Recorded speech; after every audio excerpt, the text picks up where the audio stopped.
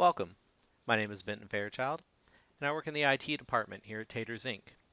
Today I will be talking to you about alternative operating systems for our organization. So first off, why are we here? Well, we missed the opportunity to upgrade to Windows 10, and we are still running Windows XP. And we need to consider an operating system that is cost effective, easy to use, and provides the company with the tools to run our business effectively. We're also here today to examine our current operating system, consider an alternative operating system, and analyze the different programs an alternative operating system can offer our different departments. So let's first talk about our current operating system, which is Windows XP. So the first thing to consider is that Windows XP is no longer supported. Now, what that means for us is that Microsoft, excuse me, has stopped creating automatic updates that help protect our PCs. This also includes Microsoft Security Essentials. Um, if you already have it installed, you'll continue to receive updates for a limited time. Um, but it's also important to note that not only Microsoft Security Essentials, but also other antivirus software will have limited effectiveness on PCs that do not have the latest security updates. This means that any of our PCs that are running Windows XP will not be as secure and will still be at risk for infection. Um, in turn, leads into the next point, our security risk. With the automatic updates being halted, our systems now might become more vulnerable to security risks and viruses. Another aspect that's not supported is Internet Explorer 8. Um, so if you're using your computer and you're using Internet Explorer to surf the web, you might be exposing your PC to additional threats. Now leads into the final point here, that slows down productivity. Um, if we are consistently having to come and work on computers because of any security risks that might arise, that's less time for us to be able to be working, and in turn slowing down our productivity. And not only that, but as software and hardware manufacturers work to optimize for newer versions of Windows instead of Windows XP now, um, we can expect to encounter more apps and devices that will not work with Windows XP, once again, slowing down productivity. So why do we not just upgrade to Windows 10? Well, the main factor is cost. To upgrade to Windows 10 for all of the systems in our organization would cost us $23,184, which would affect the bottom line in the long run as well. And this is also based off of $84 per user per year. Windows is looking at really banking on their enterprise accounts as opposed to just their single user accounts. So this would be a yearly cost for us. So what options did I explore? Well, I chose 5 Linux options, and all 5 visually look very similar to Windows. And I chose that as an ease of use. That way, if we end up transitioning to one of these, it would be a smooth transition for all of our employees. Visually, they all look very similar to Windows with small, um, with minor placements issues here and there, just where certain things might be laid out. So the first one, Zorin, is a very good operating system, very clean looking. The only issue with that one that I had was it was very unstable. I installed it 5 separate times, and 3 of the 5 times it installed. The other 2 times were the download itself was corrupted and it would not load properly. Chalet is very similar to Zorin in appearance and function. It seemed more stable out of the box than Zorin was. Uh, Elementary is another good one. Uh, the reason I didn't go with that one is it looks more like um, a Mac operating system, and I feel like that would have been just too much of a learning curve to not only switch from Windows to Linux, but also to a Linux operating system that looks like a completely different operating system than Windows. Still a very good operating system for anybody who would ever consider switching from Windows to Linux. Kubuntu is a very, very great operating system. The only issue with that one, once again, very great operating system, looks tremendously like Windows, um, offers a lot of great features. It's just not lightweight. Um, the hardware requirements are higher than normal, which in turn could cause us to have issues with our hardware that we're running. We might have to upgrade some of our hardware, which would affect the cost of this. And then Linux Mint, once again, looks very similar to Windows. Um, there'd just be a bit more of a learning curve on this one in that the layout of Mint versus the layout of like Zorin and Chalet and Kubuntu um, is actually a little more, much more different from Windows than Zorin and Chalet.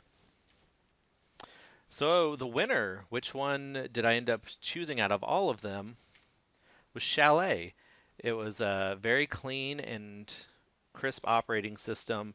Out of the box, had a lot of great functions and features.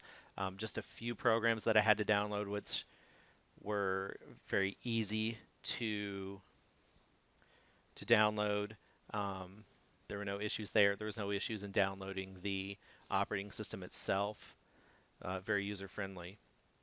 And yeah, so what we're going to do now is take a look here at Chalet. And I'm just going to go through some of the features for some of our different departments that would be able to use um, similar apps to what they're using currently.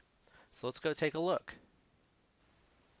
So here we are on our beautiful Chalet operating system, adorned with some beautiful russet potatoes. And you know what they say here at TatersInc: if the kids a fussin', give 'em a russet. So moving on. As you can see, it looks very similar to a Windows operating system. You have your taskbar down here with some very similar things. Might look just a little different in terms of visually, but they are um, very similar. We have our date. We have the option to minimize all windows and show the desktop. Here's our sound bar, our sound controls, and then our network controls here. And then this little guy named Conky, who you can turn off and on, and I'll show you what you can edit to put there if you'd like. I just have the date and time here, but if we come over to the style changer, this is where we can adjust how we want the desktop to look in terms of style. So if you want to go for just I believe there is a Windows 7 Classic here. Um, there are just a lot of different color options as well. But then we have Conky here. You can change to an analog clock. You can look at your CPU, what you're using in terms of that. your hardware monitors, just different customizable things here. Um, but on the desktop here, it comes with, except for raw therapy, it comes for all these here, which pretty much are kind of like the welcoming committee for this. Start point is nice because it gives you a brief welcome. It shows you how-to videos that you click on, it'll take you to the internet, and then recommended apps in several different categories here. So that's great. Um, and so since raw therapy is right here, I'll go ahead and open that up. What raw therapy is, this would be great for our marketing and design team. This is a native photo editor, so it's like like comparable to Lightroom, the Adobe program, where they can take photos, raw photos, and edit them. It's non-destructive, so it's almost like taking your photo and just putting a layer over it. It retains the original, so it's a very nice program. Um, so down here we have a couple of different apps. We've got the Firefox. You can also install Chrome, Google Chrome if you'd like. We have here the Catfish file search, which allows you to search your files um, if you're looking for a specific file. We just looked at the style changer. And then we have the file manager, which is similar to Windows File Explorer, and it's laid out very similarly to to a Windows user um, documents, downloads their landing page here. Let's see. So down here, instead of Windows, we have our Chalet OS icon, and that looks very similar. It is just runs just a little different. So if you hover over these, it shows in the left window there different apps for the different types of categories here. And down here in Office, I'm going to go ahead and click on LibreOffice. LibreOffice is the open sourced answer to Microsoft Office.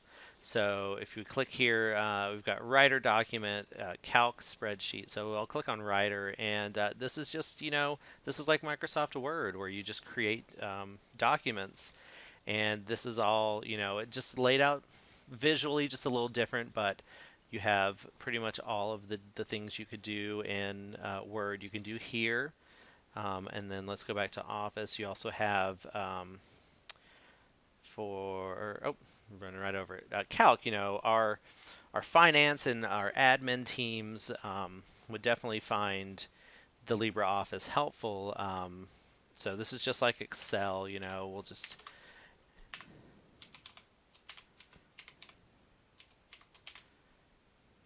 and there we go. 5, 5 is 10. Very similar to Excel and how you might use that. Let's see. One of the other things that we have here, so we have an internet thing. We've got Skype. A lot of us in the office use Skype to, especially in the sales team, we'll use Skype to talk to our distributors and many other different people within the corporation, sometimes within the building if we just can't get over, it's a very big building that we work in. This one right here, Wine, is a great tool. So what Wine is it lets you, right now I've got Notepad, which Notepad is a native Windows .exe file, and most .exe files are Windows programs, but what Wine does is it allows you to run .exe programs. So if there is certain things that we might not be able to find a comparable option to in the open source Linux area, we can still run that. We can just move that over from our Windows team or from our Windows boxes over to our new Linux Chalet OS box. And another thing here, we do have networks, so we still will be able to hook up to our networks, and we'll still be able to have access to our file sharing that we have throughout the company. Um, so they make it fairly simple. This could definitely be something that we roll out maybe to the IT team first and get us set up to start working with this and getting these distributions set up to eventually send out to the entire company, or just start with certain some of the smaller organizations within the company. Um, and yeah, so this is it's a very great operating system. The Once again, the main reason that I chose it was the two main reasons. You know, is it's very cost effective. It's free, and that right there versus going with the Windows 10 route, as we saw in the slides earlier, is a big selling point. You know, it's free, and then ease of use. You know, it looks very similar to Windows. Just just a few small things to kind of get used to, visually different. There is, however, if we go to Start Point and then Recommended, I believe under System, there's even a Windows 10 icon set. So if some people are just so thrown off by the way it looks, we can just download this and apply it to that person's desktop, and it looks a little more like what they're used to. Um, so ease of use, very easy to use. Things run very smoothly. We'll still be able to do a lot of pretty much all the things that we do now in a different operating system. So I just want to thank you all for taking the time and listening. If you need to, you can always reach out to me in email to discuss the operating system further. Maybe do a little deep dive. I can do a demo for you guys, tutorial on some of the stuff. But I definitely think this could be a a favorable contender to moving away from the Windows operating system. Thank you guys, and have a great day.